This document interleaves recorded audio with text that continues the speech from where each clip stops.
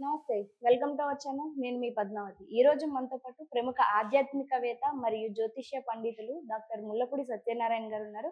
అయితే ఆయనతో మాట్లాడి శని త్రయోదశి గురించి తెలుసుకునే ప్రయత్నం చేద్దాం. మీరు కూడా నమస్కారం గురుగారు. నమస్కారం మా పద్మావతి. గురుగారు, జనవరి 11వ తేదీ శనివారం అయితే శని త్రయోదశి వచ్చింది. దాంతో పాటుగా మనకి త్రయోదశి కూడా అని అంటారు.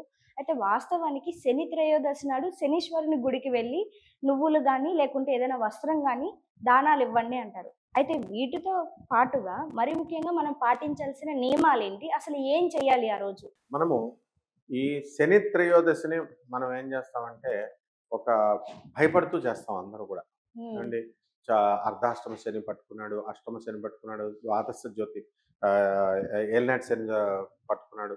అందుకని మనం ఈ యొక్క శనికి మనం దానాలివ్వాలా, శనికి మనం జపాలు చేయాలా అని అనుకుంటాం. హ్మ్. కానీ శని అది కాదు. శని కర్మకారకుడు. అందుకే దీన్ని కర్మ త్రయోదశి అని అంటాం. హ్మ్. మనం చేసుకున్న కర్మలకు ఫలితాలిస్తాడు. మనం గత జన్మల్లో కానీ, గత రోజుల్లో కానీ, ఇప్పటికంటే నిన్న, మొన్న, అంతకు ముందు రోజుల్లో గానీ, మనము ఎప్పుడైతే చెడ్డ పనులు చేస్తామో, ఆ చెడ్డ పనుల యొక్క ఫలితము కఠినంగా ఇస్తాడు. హ్మ్. దుఃఖాలుగా ఇస్తాడు. మంచి పనులుగా మనం చేసినప్పుడు, ఆ మంచి ఫలితం సుఖాలుగా ఇస్తాడు. అంతే ఆయన డ్యూటీ. అంతే తప్ప వేరేది ఆయన ఎవరి మీదగా ఆయనకి కక్ష ఉండదు. అండ్ సాధింపు ఉండదు. అయితే ఆయన ధర్మకారకుడు. హ్మ్. యమధర్మరాజు యొక్క సోదరుడు, సూర్యుని యొక్క కుమారుడాయన. చాలామంది ఏం చేస్తూ ఉంటారంటే, ఈ శని త్రయోదశిన చాలా మిస్టేకులు చేస్తారు. చాలా కాలం నుంచి మనకి అది ఇంజెక్ట్ చేసేసారనమాట అంతా హ్మ్. కూడా. ఏమిటంటే శని త్రయోదశి రోజున మనము పొద్దున్నే లేస్తాము, బాగుంది. అవును. మనకు నల్లని వస్త్రాలు ధరిస్తాము. లేకపోతే ఏవో ఒక శుభ్ర వస్త్రాలు ధరిస్తాము.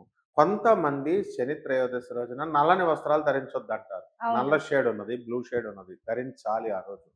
ధరించిన తర్వాత శని శని గుడికెళ్తాం గదా! ఉపగ్రహాలకి అసలు దేవాలయాలతో పని లేదు మనకి. కానీ వెళ్తున్నాం మనం.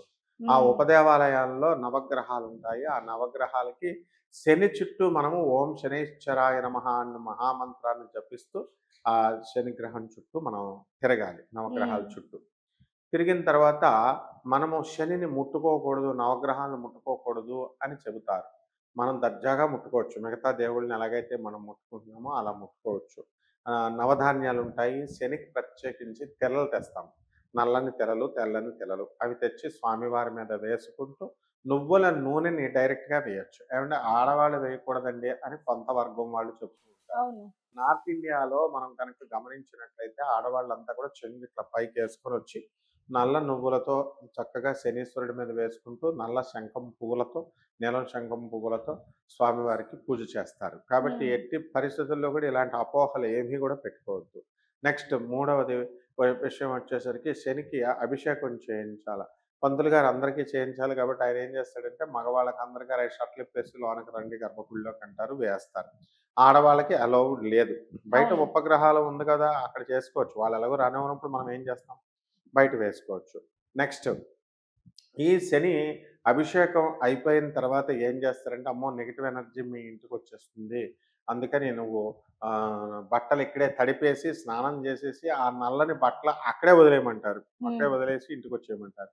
శనేమి అంటరాని వాడు కాదు. లేకపోతే శనేమి అక్కడికి బట్టలు ఎక్కడ వదిలేస్తామంటే, ఎవరైనా చావులకెళ్ళినప్పుడు వాళ్ళని మనం ముట్టుకున్నప్పుడు కానీ, ఎవరైనా మన బంధువులు ఎవరైనా చచ్చిపోతే ఆ బట్టలు అక్కడ వదిలేస్తాం. హ్మ్. కాబట్టి ఇలాంటివి ఏమి కూడా ఇక్కడ లేకుండానే ఇలాంటి నెగెటివ్ వైబ్రేషన్‌లు చెప్తారు. అండ్ నెగెటివ్ ఎనర్జీ అంటారు. అసలు ఫిజిక్స్‌లో నెగెటివ్ ఎనర్జీ అనే పదమే లేదనమాట. హ్మ్. నెక్స్ట్ ఇకపోతే శనికి మనం దానాలు చేసేటప్పుడు నల్ల నువ్వుల్ని కిలోంపావు నల్ల నువ్వుల్ని దానం చేస్తాము. అలాగే నీలం నా నువ్వుల నూనెని దానం చేస్తాము. అలాగే నల్లని వస్త్రాన్ని దానం చేస్తాము. ఇది భక్తితో చేసుకోవాల. కేవలం మనం మహాపాపాలు గత జన్మల్లో, ఇతర జన్మల్లో 7 సంచిత జన్మలుంటాయి. సంచిత కర్మ, ప్రారబ్ధ కర్మ, ఆగామి కర్మ ఫ్యూచర్‌లో చేయబోయే కర్మ కూడా మనం ఇప్పుడే కట్ చేసుకోవచ్చు. హ్మ్. అలాంటి కర్మలు మనం అనుభవించడం వల్ల వచ్చేటటువంటి కష్టాలేవైతే ఉన్నాయో, అటువంటి కేవలం కిలోంపావు నువ్వులతోనే మనకి నల్ల గుడ్డతోనే మనకు కేవలం అంతా కలిపి 200 కూడా ఉండదు. అలాంటి తోనే మనకి దోషాలన్నీ పోతాయి అనుకుంటే పప్పులో కాలేసినట్టే. హ్మ్. లారీంపావు దానాలు ఇచ్చేవాళ్ళున్నారు. వస్త్రాలు ఇచ్చేవాళ్ళున్నారు. మరి ఎలా ఇస్తారండి అంటే భక్తి ప్రధానంగా ఉండాల. డెడికేషన్ ఉండాల. నమ్మకం ఉండాల. డిటర్మినేషన్ ఉండాల. అంటే శనీశ్వరుడు జగద్గురువు ఆయన. కాబట్టి ఆయన మీద పరిపూర్ణమైన నమ్మకంతో కనుక పేద బ్రాహ్మడికి అధిక పారితోషకాన్నిచ్చి శనివారం నాడు లేదా ఈ యొక్క శని త్రయోదశి రోజున శనికి అభిషేకం చేసి ఈ యొక్క దీన్ని మనం కనుక నివేదన దానం చేసినట్లయితే సరిపోతుంది. నివేదన పటికి బెల్లం ముక్కలు కానీ, నువ్వులను ఉండలు కానీ మనం స్వామివారికి పెట్టొచ్చు. బెల్లం ముక్కలు కానీ. ఈ విధంగా మనం చేసినప్పుడు శనికి చక్కటి గుర్తింపు వస్తుంది మనకి. మన మీద అనుగ్రహం స్వామివారికి కలుగుతుంది. ఆ తర్వాత రెండో విషయం ఏంటంటే శని ఆటానమస్ ప్లానెట్. స్వయం ప్రతిపత్తి కలిగినటువంటి గ్రహం ఇది. ఎట్టి పరిస్థితుల్లో బ్రహ్మ, విష్ణు, మహేశ్వరులను కూడా లెక్క చేయదు. తప్పులుంటే గనక పాలిసీల్లో తేడా వస్తే ఒప్పుకోడు. అందువల్లనే ఒకానొక దశలో మహా గర్విష్టి. కాబట్టి ఒకప్పుడు గర్వంగా బాగా ఉన్నప్పుడు శ్రీ మహావిష్ణువు అని బ్రహ్మని, శివుడిని ఎదిరిస్తాడు. శ్రీ మహావిష్ణువు ఆయన కాళ్ళు ఎరగొట్టేస్తాడు. అప్పుడు గర్వభంగం అయ్యి తర్వాత రియలైజ్ అయ్యి అప్పుడు మహాభక్తుడనమాట. తర్వాత ఈ హ్మ్. రోజున మనం ఏం చేస్తామంటే శనికి, శ్రీ మహావిష్ణువుకి కలిపి ఒకే సింహాసనం మీద అంటే వేరే వేరేగా ఒకే డయాస్ మీద కూర్చోపెట్టి ఇద్దరికీ సన్మానం చేసినట్టుగా శ్రీ మహావిష్ణువుకి, శనికి చేస్తాం. హ్మ్. ఇది నారదుడికి ఇష్టం ఉండదు. ఏంటి సాక్షాత్ శ్రీ మహావిష్ణువు ఎక్కడ, ఈయనేమో అందరిని భయపెడతాడు, భయపెట్టి పూజలు చేయిస్తాడు. కాబట్టి ఇతను శ్రీ మహావిష్ణువు పక్కన కూర్చోకూడదంటే, ఆ అధికారాన్ని ఇచ్చింది కూడా శ్రీ మహావిష్ణువే అనమాట. అది స్వయంగా విష్ణువు చెప్తాడు. హ్మ్. అప్పుడు ఒప్పుకుంటాడు నారదుడు. ఈ విధంగా ఈ యొక్క శనీశ్వరుడు రావణ బ్రహ్మ విషయంలో ఆయన భార్య అయినటువంటి మండోదరి ఇంద్రజిత్తును కనబోతుంటే మేఘనాథుడిని డెలివరీ ఇంకా మరికొన్ని నిమిషాల్లో అయిపోతుంది, ఇంకొన్ని సెకండ్‌లో. అప్పుడు నవగ్రహాలన్నిటిని కూడా బంధించి ఇలా 12 గడియలు కట్టి, ఆ గడుల్లో ఒక్కొక్క గడిలో ఒక్కొక్కటి ఉంటే శని మంచిది. ఒక్కొక్క గడిలో ఉంటే శని మంచిది కాదు. ఏ గడిలో ఉంటే శనీశ్వరుడు మంచిదో 11 ఇంట్లో ఉంటాడు. ఏ ఏ హ్మ్. గ్రహాः అరిష్టస్థానగతాः తేషాం గ్రహాణాం శుభ ఏకాదశి స్థలాఫలా వ్యాప్తంతి. ఏ గ్రహాలైతే చెడ్డ స్థానాల్లో ఉన్నాయో ఆ గ్రహాలన్నీ కూడా 11 రాగాక అని మనం పూజ చేస్తాం. అలా 11 ఇంట్లో ఉన్నటువంటి ఆ యొక్క శని ఆయుర్దాయాన్ని అన్నిటిని ఇస్తాడు మేఘనాథుడికి.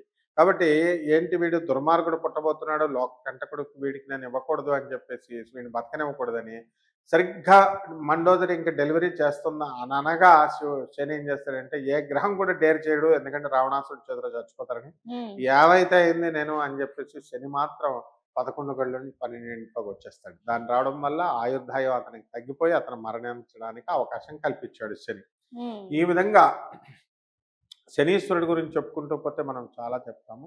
కాబట్టి మనం అందరం కూడా దేవాలయాలకు వెళ్ళొచ్చు.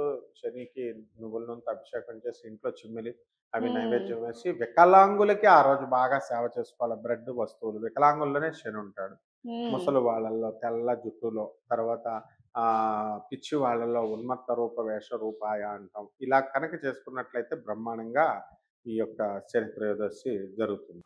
నిజంగా గురుగారు శని త్రయోదశి గురించి వివరించడమే కాకుండా అందరికీ ఉన్న ధర్మ సందేహాలను కూడా చాలా వరకు క్లియర్ చేశారు. నిజమే వాస్తవానికి ఆడవాళ్ళు వెళ్ళకూడదు. హ్మ్. మీరన్నట్టుగా అభిషేకాలు చేయకూడదు. ఇవన్నీ హ్మ్. చెప్తూ ఉంటారు. హ్మ్. కానీ ఆచారం ఉన్నది అంటే ఈ వీడియో చూసిన తర్వాత ప్రతి ఒక్కరు కూడా ఇక్కడి నుంచి వెళ్తారని నేను కూడా హ్మ్. మనస్ఫూర్తిగా కోరుకుంటున్నాను. ధన్యవాదాలు గురుగారు. ధన్యవాదాలు.